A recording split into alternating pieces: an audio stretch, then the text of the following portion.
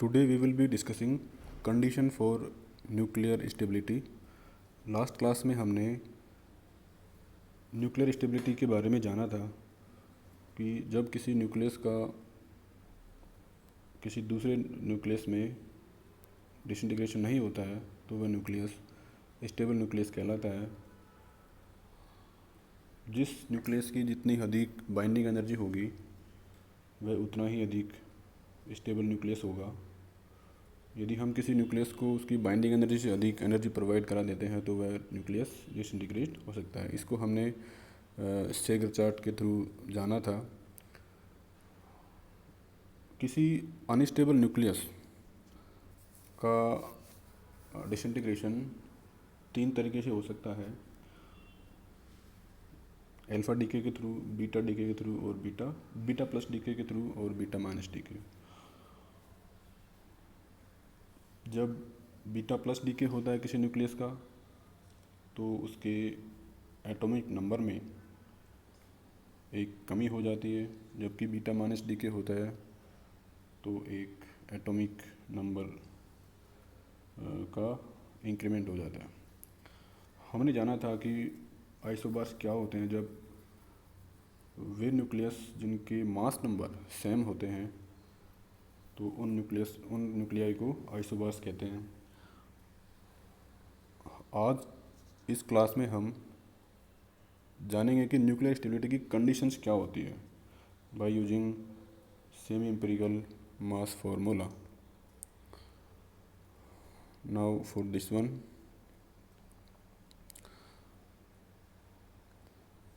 condition for nuclear stability. The first equation is from semi empirical mass formula, the mass of an atom mza, which is given in first equation. This equation we have already derived in our previous classes. So the terms are ZMH is the number of protons, Z, and MH is mass of hydrogen atom. A minus Z is number of neutron and Mn is mass of neutron. Similarly, the term AVA is the contribution of volume energy to the binding energy, and AS, A की power 2 by 3 is the surface energy. AC, Z into Z minus 1, A की power minus 1 upon 3 is the Coulomb energy. And second last term is the asymmetric energy contribution to the binding energy, and AP, A की power minus 3 by 4 is the pairing energy. हम इन सभी को एक एक करके discuss कर चुके हैं। Now we can rearrange this equation to get the equation first, where alpha, beta and gamma are given as per equation A, B and C.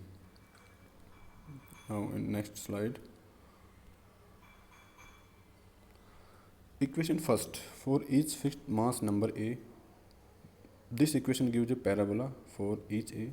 M will be minimum for a particular value of Z mathematically. देखिए इसके अंदर जो first equation थी, first equation है, इसमें each mass number A के लिए एक मिनिमम वैल्यू होगी एम की किसी पर्टिकुलर वैल्यू जेड के लिए, यानी प्रत्येक ए के लिए जेड के एक विशिष्ट मान के लिए एम का मान मिनिमम होगा, और उस मिनिमम मान के कॉरस्पॉन्डिंग जो एटॉमिक नंबर होगा, जेड होगा, वही स्टेबल न्यूक्लियस का एटॉमिक नंबर होगा। इसको हम मैथमेटिकली इक्वेशन 2 से दिखा सकते हैं। यदि हम फर्स्ट इक्वेशन को जेड के रेस्पेक्ट में उसको डिफ्रेंशिएट कर दें, ए को कांस्टेंट रखते हुए, और उसको एक 0 के बराबर रख दें, तो जो वैल्यू आएगी जेड इक्वल्स टू जेड बराबर जेड 0 पर, वो उस वैल्यू को हम इक्वेशन फर्स्ट में रख दें तो एम की मिनिमम वैल्यू प्राप्त कर सकते हैं। सो फॉर ओड न्यूक्लियस के लिए हमने जाना था कि पेयर एनर्जी वाले पार्ट में कि जब मास नंबर ओड होता है तो उसकी दो कंडीशन होती है, या तो जेड और एन, प्रोटॉन और न्यूट्रॉन ओड इवन हो या फिर इवन ओड हो। दोनों ही केस में मास नंबर ओड हो सकता है। तो इस केस के अंदर जो पेयरिंग एनर्जी कांस्टेंट है वो ज़ीरो होता है। जब इक्वेशन फर्स्ट में AP की वैल्यू ज़ीरो हो जाएगी तो यह एक क्वाड्रेटिक इक्वेशन में चेंज हो जाएगी, और इसको सोल्व करने पर हमें एक पैराबोला मिलेगा। Equation first give only one parabola for which it can be obtained that there is only one stable nucleus for odd mass number A isobaric family. यानी जितने भी ओड मास नंबर वाले nuclei है उनमें केवल एक stable nucleus मिलता है इस केस में, और इस स्टेबल न्यूक्लियस का जो एटॉमिक नंबर है वो Z0 होता है। अब यदि इक्वेशन 2 को इक्वेशन फर्स्ट पर अप्लाई कर दें तो हम प्राप्त करते हैं beta plus 2 gamma Z0 is equals to 0, and finally we get Z0 is equals to minus beta upon 2 gamma. यानी beta upon minus beta upon 2 gamma gives the atomic number of a stable nucleus. Now next slide. इसमें यदि हम beta और gamma, जो कि हम first slide से ले सकते हैं, बीटा और गामा की value equation B and C से, यदि हम इसको इक्वेशन 3 में पुट कर दें बीटा अपॉन 2 गामा की जगह पर, तो हम इक्वेशन 3 प्राप्त कर सकते हैं। यदि हम MH Mn coulomb constant AC and asymmetric energy constant AA की वैल्यू, जो कि कांस्टेंट है, उनकी वैल्यू इक्वेशन 3 में पुट कर दें तो इक्वेशन 4 हमें मिल जाएगी। इक्वेशन 4 यह दिखाती है कि यदि A बहुत कम होता है, यानी लाइटर न्यूक्लियस के लिए, लाइटर न्यूक्लियाई है जितने भी, उनके केस में हम A को A⁴ को हम नेग्लिजिबल मान सकते हैं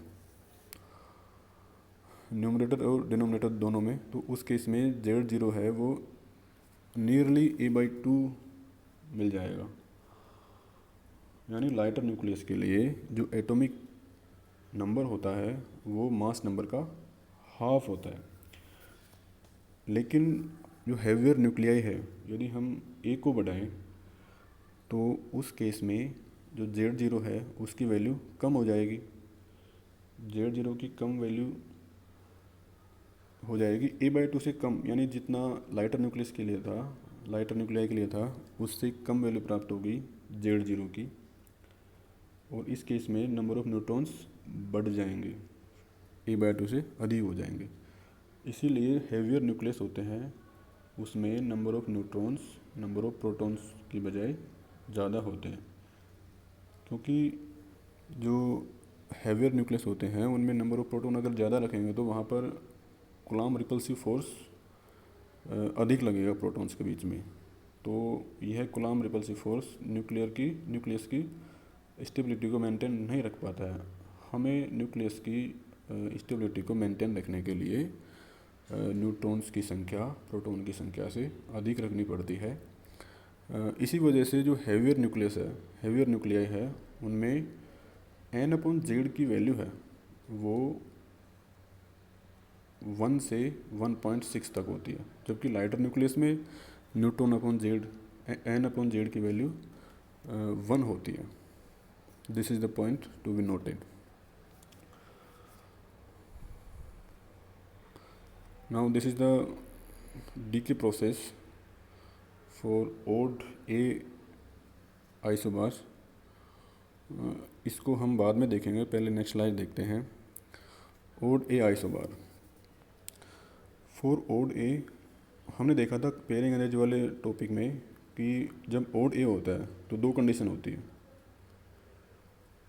या तो प्रोटॉन और न्यूट्रॉन दोनों इवन ओड हो सकते हैं या ओड इवन हो सकते हैं। इस केस में जो पेयरिंग कांस्टेंट होता है वो 0 होता है। इस केस में सिंगल पैराबोला मिलता है, जैसा कि हमने अभी पिछली स्लाइड में देखा है। difference of atomic mass of nuclei of same isobaric family can be obtained from equation 3 and first. Equation 3 और फर्स्ट से हम इसको प्राप्त कर सकते हैं। यदि हम बीटा की वैल्यू यहाँ से हम बीटा की वैल्यू -2 गामा Z0 को इक्वेशन फर्स्ट में रख दें तो हमें ये इक्वेशन मिल जाएगी mZ0a is equals to alpha A -2 gamma Z0 square plus gamma Z square बराबर alpha A minus gamma Z0 square. ये इक्वेशन मिल जाएगी हमें। लेकिन यदि यह तो स्टेबल न्यूक्लियस के लिए, किसी अनस्टेबल न्यूक्लियस के लिए इसको हम इक्वेशन फर्स्ट से दिखा सकते हैं। Now we can get the difference, mass difference between these two, we can get equation 5 mZa minus mZ0a बराबर gamma Z minus Z0 square. अब हम इस इक्वेशन, इस डी के प्रोसेस को देखते हैं। यहाँ पर एक पैराबोला हमें प्राप्त हुआ है क्योंकि ए पी की वैल्यू 0 है। यहाँ पर जितना जो लोवेस्ट पॉइंट है इस ग्राफ का, इस डी के पैराबोला का, वो उसका जो मास है वो मिनिमम है और ये स्टेबल न्यूक्लियस के कॉरस्पॉन्डिंग है। यानी जो बाइंडिंग एनर्जी है स्टेबल अनस्टेबल न्यूक्लियस की, जितने भी जिरकोनियम के दोनों साइड न्यूक्लियाई है, चाहे वह क्रिप्टॉन हो, रूबिडियम हो, स्ट्रोंशियम हो, यूट्रियम हो या मोलिब्डेनम हो, नियोबियम हो, सभी की बाइंडिंग एनर्जी कम होती है जिरकोनियम से, इसीलिए वो अनस्टेबल होते हैं। अब जो क्रिप्टॉन है उसकी लाइफ टाइम बहुत कम होती है। तो जो जिरकोनियम है उसके दोनों पैराबोला के दोनों तरफ जितने भी अनस्टेबल न्यूक्लियस है वो डीके होकर अपने नियरेस्ट जो स्टेबल न्यूक्लियस होता है उसमें चेंज हो जाते हैं। यह प्रोसेस 2 तरीके से हो सकती है, 3 तरीके से हो सकती है। बीटा माइनस डीके के थ्रू हो सकती है, बीटा प्लस डीके हो सकता है, या फिर इलेक्ट्रॉन कैप्चर के थ्रू हो सकती है। तो अब क्रिप्टॉन जिसका एटॉमिक नंबर 36 है और मास नंबर 91 है, सभी यहाँ पर 91 है मास नंबर, क्योंकि हम ओड ए की बात कर रहे हैं तो 91 is odd number. So krypton is unstable nucleus, 36 krypton, 91 is unstable nuclei, so it decay through beta minus decay into rubidium 36 Rb91. Again rubidium is unstable nucleus, so it further decay into strontium through beta minus decay. Again strontium is 38 strontium 91 is unstable, so it further disintegrate into yttrium through beta minus decay. Her beta minus DK में एक Z बढ़ जाएगा, यानी एक atomic number बढ़ जाएगा। जैसे krypton का 36 था, फिर वह रूबिडियम में बदल गया तो उसका जो जेड है वो 37 हो गया। ऐसे ऐसे जैसे बीटा माइनस डीके होगा वैसे वैसे उसका जेड हर जो न्यूक्लियस है उसका जेड बढ़ता जाएगा। फाइनली जो जिरकोनियम है 40 जिरकोनियम 91 वो एक स्टेबल न्यूक्लियस होता है। तो जो क्रिप्टॉन है वो इसका डीके होते होते वह एक स्टेबल न्यूक्लियस जिरकोनियम 40 जिरकोनियम 91 में चेंज हो जाता है, जो कि प्रोडक्ट न्यूक्लियस है। सिमिलरली यदि हम जो पैराबोला है उसके दूसरी तरफ वाले जितने भी अनस्टेबल न्यूक्लियाई है उनकी बात करें तो 42 मोलिब्डेनम 91 है वो अनस्टेबल न्यूक्लियस है। अब वह अपने नियरेस्ट स्टेबल न्यूक्लियस में चेंज होगा बीटा प्लस डीके के थ्रू। जब बीटा प्लस डीके होता है तो जेड है एटॉमिक नंबर है उसमें एक कमी हो जाती है। तो जैसे ही यह बीटा डीके के थ्रू चेंज होगा, डीके होगा इसका, तो ये नियोबियम में चेंज हो जाएगा, एक कम इसका एटॉमिक नंबर है 41. Further and niobium is unstable nuclei, so it will disintegrate to 40 zirconium 91. यानी दोनों तरफ से जो जितने भी अनस्टेबल न्यूक्लियाई है वो उनका डीके या तो बीटा माइनस के थ्रू या बीटा प्लस के थ्रू डीके होकर वो जिरकोनियम में बदल जाते हैं. This is the decay process. यह किसी पर्टिकुलर ए के लिए था, यानी 91 के लिए था ये. अब इसके अंदर जो Z0 है यानी स्टेबल न्यूक्लियस है, उसका एटॉमिक नंबर है वो हमें 40 प्राप्त हुआ है. तो जो जिसका लोवेस्ट मास हो उसके कॉरस्पॉन्डिंग जो Z होता है वो स्टेबल न्यूक्लियस का एटॉमिक नंबर होता है. नाउ अब हम इक्वेशन 5 से, इस इक्वेशन 5 से हम हर बीटा माइनस डीके में जितनी एनर्जी रिलीज हुई है और बीटा प्लस डीके में जितनी एनर्जी रिलीज हुई है उसको कैलकुलेट कर सकते हैं. So from equation 5 we can write this one. Beta minus decay, क्योंकि इसके अंदर एक जेड है यानी जो एटॉमिक नंबर है उसमें एक यूनिट का इंक्रीमेंट होता है, तो M Z A minus M Z plus 1 A. अब इस पहली टर्म एम जेड ए को हम इक्वेशन 5 के रेस्पेक्ट में लिखेंगे, तो इसको हम सेकेंड टर्म से ऐसे लिख सकते हैं. Finally we get Q beta minus energy release in beta minus decay बराबर 2 gamma Z0 minus Z minus half. This is the energy released in decay process,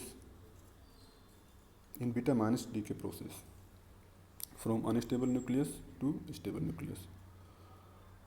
Similarly हम बीटा प्लस डीके जो unstable nucleus है parabola में left hand की तरफ, उनका DK भी beta plus DK से होता है. उनका डीके बीटा प्लस डीके के थ्रू होता है. उनमें एनर्जी कितनी रिलीज हुई उसको भी हम कैलकुलेट कर सकते हैं, क्योंकि बीटा प्लस डीके होता है उसमें एनर्जी, उसमें जो जेड है वो एक कम हो जाता है.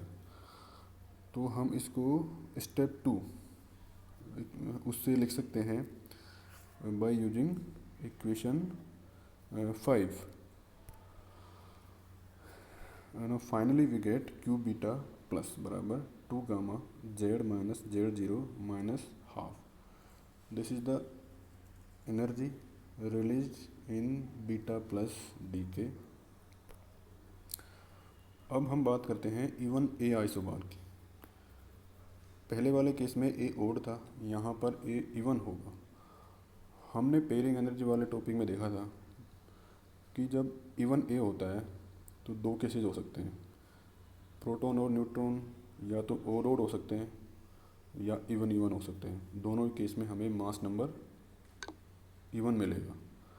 इस केस में जो पेयरिंग कांस्टेंट है, पेयरिंग एनर्जी कांस्टेंट है, वो 0 नहीं होगा, बल्कि इवन के लिए वो -33.5 MeV होता है और ओड के लिए +33.5 होता है. चूँकि इवन न्यूक्लियाई है उनमें पेयरिंग एनर्जी का मान ये होता है AP this is constant AP and A-34, A की पावर -34. ये नेगेटिव है क्योंकि यहाँ पर AP की वैल्यू नेगेटिव होती है इवन न्यूक्लियाई के लिए. इवन का मतलब जिसमें प्रोटॉन और न्यूट्रॉन दोनों इवन नंबर में हो, और ओड न्यूक्लियाई जिनमें प्रोटॉन और न्यूट्रॉन, प्रोटॉन भी ओड हो और न्यूट्रॉन भी ओड हो, उसमें पेयरिंग एनर्जी डेल्टा का मान AP A की पावर -34 होता है. क्योंकि इसमें AP का मान पॉजिटिव होता है तो ये पॉजिटिव है. तो इस केस में जो एनर्जी है, एनर्जी डिफरेंस है दोनों केसेस का, वो मिल जाएगा 2 डेल्टा के बराबर, which means the energy difference, the energy of even nuclei is less than that of odd nuclei by an amount of 2 delta which is equal to 2AP A की power -3/4. अब यहाँ पर हमें क्योंकि इस केस के अंदर ए पी है वो ज़ीरो नहीं है।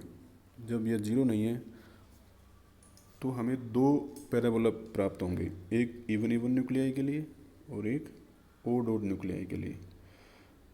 क्योंकि हमने यहाँ देखा कि इवन इवन न्यूक्लियाई है उसकी एनर्जी है वो नेगेटिव है और ओड ओड न्यूक्लियाई की एनर्जी पॉजिटिव है।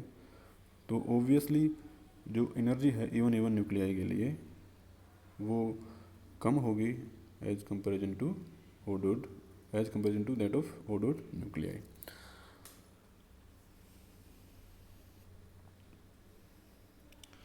अब हम इसकी डी के प्रोसेस देखते हैं। यहाँ पर जो मास नंबर है वो 104 ए लिया है, ए बराबर 104 है जो कि इवन मास नंबर है। इसमें जो ऊपर वाला पैराबोला है वो ओड ओड न्यूक्लियाई के लिए है जिसमें प्रोटॉन और न्यूट्रॉन दोनों ओड ओड है, और जो नीचे वाला है वो इवन इवन न्यूक्लियाई है जिसमें प्रोटॉन और न्यूट्रॉन दोनों इवन इवन है। यहाँ पर जो मोलिब्डेनम है उसका वो अनस्टेबल न्यूक्लियस है, इसका एटॉमिक नंबर 42 होता है और यहाँ पर मास नंबर हम 104 ले रहे हैं जो कि अनस्टेबल होता है। अब जितने भी अनस्टेबल न्यूक्लियस है दोनों तरफ न्यूक्लियाई है दोनों तरफ इस पैराबोला के वो अनस्टेबल है, उनका डीके 3 तरीके से हो सकता है, beta minus decay, beta plus decay और इलेक्ट्रॉन कैप्चर। यानी मोलिब्डेनम अनस्टेबल है तो इसका लाइफ टाइम बहुत कम है, तो यह टीसी में चेंज हो जाता है टेक्नेटियम 43 टेक्नेटियम 104 में। Further TC is also unstable so it will disintegrate through beta minus decay into Ru104 ruthenium 44 ruthenium 104। यहाँ पर ट्रांजिशन जो ऊपर वाला पैराबोला है वहाँ से नीचे वाले पैराबोला में भी हो सकता है through electron capture. So here rhodium 45 rhodium 104 disintegrate into ruthenium 44 ruthenium 104 via electron capture. यहाँ पर जो एनर्जी ऐसे ही जो ये जो पैराबोला है उसके लेफ्ट हैंड की तरफ ओड ओड जितने भी अनस्टेबल न्यूक्लियाई है उनका डीके बीटा प्लस डीके के थ्रू होगा और फाइनली जितने भी अनस्टेबल न्यूक्लियाई है वो एक स्टेबल न्यूक्लियाई में बदल जाएंगे जिसका मास mZ0a होगा और Z0 की value minus beta upon 2 gamma होगी। यहाँ पर दोनों पैराबोला है उनमें एनर्जी डिफरेंस है वो 2 डेल्टा है जिसको हम पहले ही डिस्कस कर चुके हैं। इवन मास नंबर ए वाले केस में भी हम बीटा माइनस डी के और बीटा प्लस डी के इस डी के प्रोसेस में जितनी एनर्जी रिलीज होती है उसको हम सेम फार्मूला जो हमने पिछले स्लाइड में देखा है उससे हम निकाल सकते हैं कि कितनी एनर्जी हर डी के प्रोसेस में रिलीज हुई है। यहाँ पर एक पॉइंट और